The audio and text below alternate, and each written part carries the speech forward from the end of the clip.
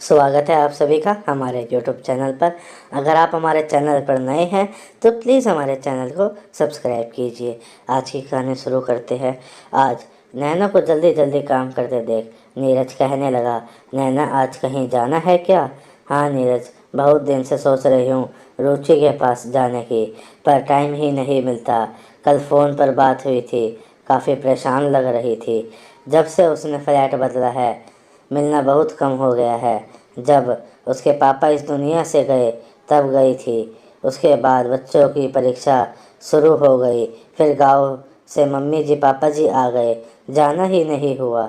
सोचा आज आपके साथ ही चलती हूँ, आप मुझे उसके घर छोड़ ऑफिस चले जाना, आते समय ऑटो कर लूँगी, बच्चे स्कूल से आए उससे पहले आ जाऊँगी। ठीक है। और हाँ, वो मम्मी जी की दवाइयाँ भेज दी, कोरियर से गांव में नहीं मिलती वो दवाइयाँ। हाँ, तो मुझे पैसा ऐसा लगता है कि तुम दोनों सास बहू नहीं माँ बेटी हो। सच में तो आपको क्यों जलन हो रही है?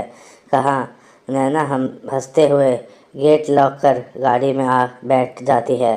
कुछ देर में नीरज नैना को फ्लैट से पास छोड़ ऑफिस के लिए चला जाता है और नैना फ्लैट पर पहुंच डोरबेल बजाती है और रुचि गेट खोलती है। अरे नैना, तुम आओ अंदर आओ, आज तो तुमने सरप्राइज़ दे दिया। कल ही तो फ़ोन पर बात हुई थी, तुमने बताया भी नहीं। आज मैंने राजमा चावल बनाए तब भी तुम्हें याद किया, तुम्हारे फेवरेट है ना? तो नैना हंसने लगती है। चल बैठ, फिर आराम से बातें करेंगे। बच्चों तो स्कूल गए होंगे। हाँ, दोनों स्कूल गए हैं।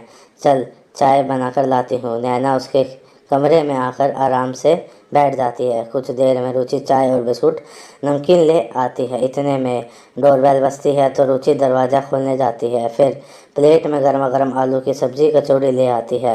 अरे इतनी जल्दी कचौड़ी कहाँ से ले आई?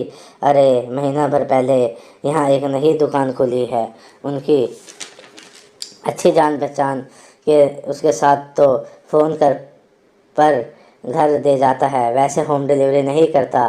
दोनों सहेलियां चाय नाश्ता कर आराम से बैठती हैं। और बात क्या बता है, कल तुम कुछ ज़्यादा ही परेशान लग रही थी। कुछ परेशानी हो तो बता। क्या बताऊं, अब तुमसे कोई बात तो मैं छुपाती नहीं हूँ। जब से पापा इस दुनिया से गए हैं मम्मी की हालत ख़राब हो गई है। एक महीना तो सब ठीक रहा, फिर तो भाभी में ऐसा बदलाव आया जो कोई सोच भी नहीं सकता। जिसके मुंह से आवाज़ भी नहीं निकलती थी, अब उसने जवाब देने सीख लिए। सुबह का नाश्ता बना, कभी मॉल में, कभी पिकनिक, कभी मूवी, तो कभी कहीं किटी पार्टी। घर में तो रहना ही नहीं है। बच्चे स्कूल से आए तो उनको खाना बनाकर खिलाना, कपड़े बदलवाना, सारे काम मम्मी के हैं। फिर भी जीने नहीं देती। कभी कोई दवाई ख़त्म हो जाए उसी दिन सुनाने लगती है कि इन्हीं खर्चों का पूरा नहीं पड़ता। अपने लिए तो कुछ खर्च करने से पहले 10 बार सोचना पड़ता है। कभी मम्मी कह देती है कि हाथ पैरों में दर्द है तो कहने लगी, मम्मी जी खाली बैठे बैठे जुड़ गए, कुछ काम कर लिया। एसी में मत बैठा करो पूरा दिन, ताने मारने बंद नहीं होते। कहीं बाहर जाना हो तो दोपहर को ही रात का खाना बनाकर रख देती है। आप कहाँ परेशान होगी, चाय बनाकर खा लेना। कभी भाई के साथ में चलने की कह दे तो ऐसे आंखें दिखाती है या फिर चिल्ला चिल्ला कर घर में तमाशा कर देती है। मैं तो यही सोचती हूँ इससे बात कर मम्मी को यहाँ ले आऊँ, ठीक है ना? क्या कहती हो नैना? हाँ भाई, बात तो सही है। फिर टाइम देखकर नैना कहा, रुचि चलती हूँ, बच्चे भी थोड़ी देर में आ जाएंगे।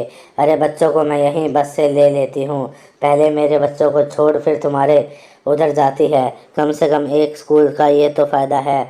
चलो दोनों चलते हैं फिर। अरे तुम बैठो यार, मैं अच्छी 10 मिनट में लेकर आई। ठीक है। रुचि बच्चों को लेने चली जाती है तो नैना की आंखों के आगे रुचि के सास ससुर चलचित्र की भांति घूमने लगते हैं। कितना अच्छा स्वभाव था दोनों का।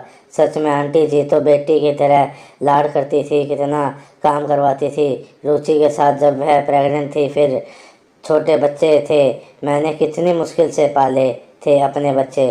सासू माँ गाँव में रहती थी, डिलीवरी के समय तो आ जाती थी पर खेतों की वजह से गाँव नहीं छोड़ पाती थी। पर रुचि के सासू माँ और ससुर जी तो साथ में रहते थे। कब कैसे बच्चे पल गए पता ही नहीं चला। रुचि को एक बार नहीं पता, खुद रात गोदी में बच्चों को लेकर बैठे रहते। ससुर जी को खाने पीने का शौक था। सासू माँ उनके लिए कभी सरसों का साग, कभी बथुए का रायता बनाती रहती थी। पर जब सासू माँ गई, रुचि को 1 महीने में ही ससुर बोझ लगने लगे। कभी ठंडा तो कभी बासी खाना दे देती। एक दिन उसने बर्गर बनाया तो ससुर जी ने इतना कह दिया, बहू दांतों में दर्द है, थोड़ी खिचड़ी बना देना। बस इस बात पर इतना हंगामा कर दिया कि अब या तो मैं इस बच्चे रहेंगे घर में या तुम्हारे पापा। एक बेटा क्या करे। तो उन्होंने कहा, बेटा तुम अपनी गृहस्थी खराब मत करो और मुझे किसी ओल्ड एज होम में छोड़ आओ। बेटा मजबूरी बस पता को छोड़ आया। उसके बाद वह अपने परिवार के साथ रह जरूर रहे थे, पर पहले वाली खुशी कभी उनके चेहरे पर नहीं देखी। और रुचि की ननंद ने भी मायके आना छोड़ दिया। मैंने कई बार समझाने की कोशिश करी, पर वह नहीं समझी। दोस्ती की भी सीमा होती है। आज वह अपनी माँ के लिए तड़प रही है। क्या उसका पति और ननंद नहीं तड़पते होंगे?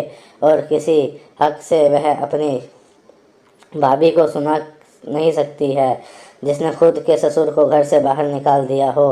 उन्होंने कम से कम रुचि की मम्मी को घर से निकाला तो नहीं। सोचकर विराम जब लगा, रुचि बच्चों को लेकर आ गई।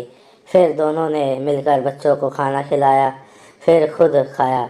खाना खाकर बर्तन सिंक में रखे ही थे, रुचि की मम्मी का फ़ोन आ गया। बेटा आज तो तुम्हारी भाभी सुबह से निकली है, बच्चों को भी साथ ले गई।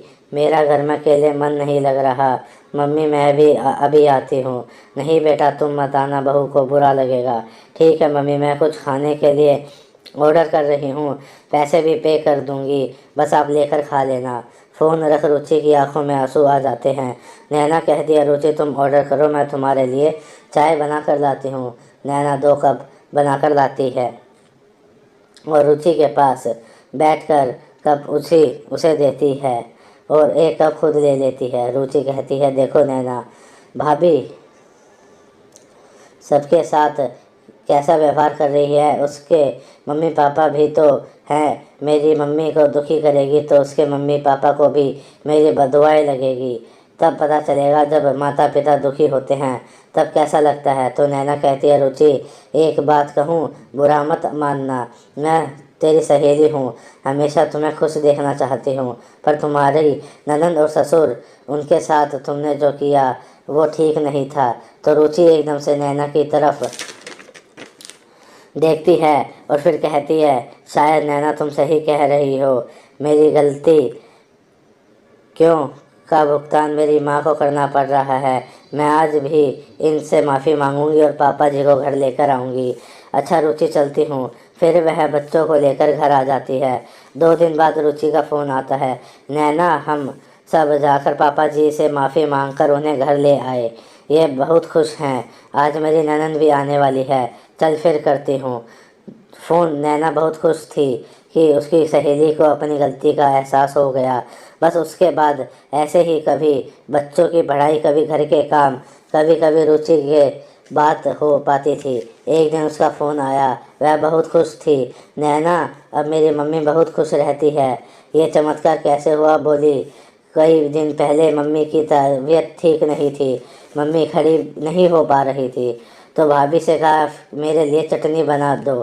तो वह सुनाने लगी, बुढ़ापे में भी जीभ के स्वाद चाहिए, पता नहीं और क्या क्या। उस दिन भाई को गुस्सा आ गया, बोला तुम्हें मेरी मम्मी से इतनी परेशानी है तो तुम यहाँ बच्चों के साथ रहो, आराम से रहो, मैं अपनी माँ के साथ किराए पर रह लूँगा। और मम्मी के अब कपड़े पैक करने लगे तो भाभी डर गई, कहीं सच में ये हमें छोड़कर ना चले जाए।